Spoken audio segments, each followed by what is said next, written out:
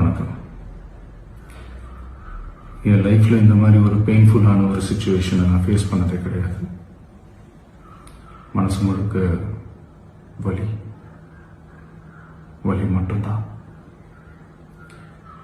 இந்த சுற்றுப்பயணத்தில் என்னென்ன மக்கள் பார்க்க வராங்க, அதுக்கு ஒரே ஒரு காரணம் தான், அவங்க என் மேலே வச்சிருக்கிற அன்பும் பாசம். அந்த அன்புக்கும் பாசத்துக்கும் நான் எப்பவும் கடமைப்பட்டிருக்கிறேன். அதனால தான் இந்த சுற்றுப்பயணத்தில் மற்ற எல்லா விஷயங்களையும் தாண்டி மக்களுடைய சேஃப்டி, அதில் எந்த காம்ப்ரமைஸும் பண்ணிடக்கூடாதுன்றதுக்காக தான் அது என் மனசில் ரொம்ப ஆழமாக இருக்கும் அந்த எண்ணம்.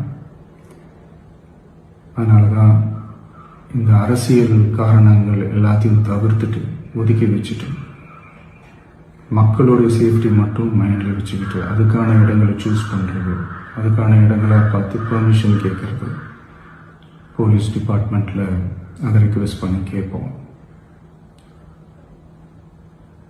ஆனால்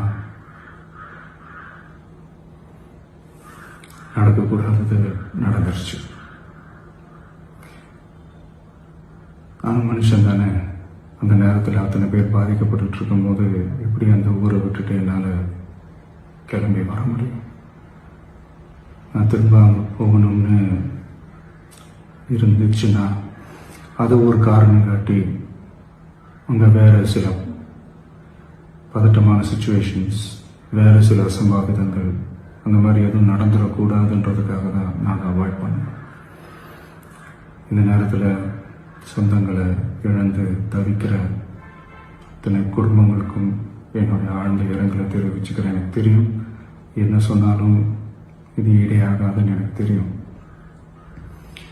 ஹாஸ்பிட்டலில் ட்ரீட் பண்ணிகிட்ருக்கிற எல்லாருமே சீக்கிரமாக க்யூர் ஆகி வரணுன்றதை இந்த நேரத்தில் நான் வேண்டிக்கிறேன்.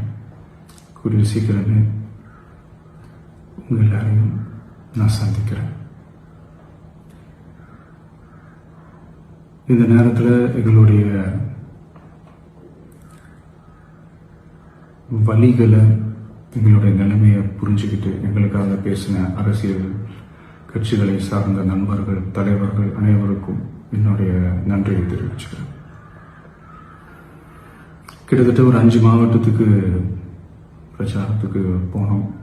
இந்த மாதிரி எதுவுமே நடக்கல. ஆனால் கரூரில் மட்டும் ஏன் எப்படி நடக்குது?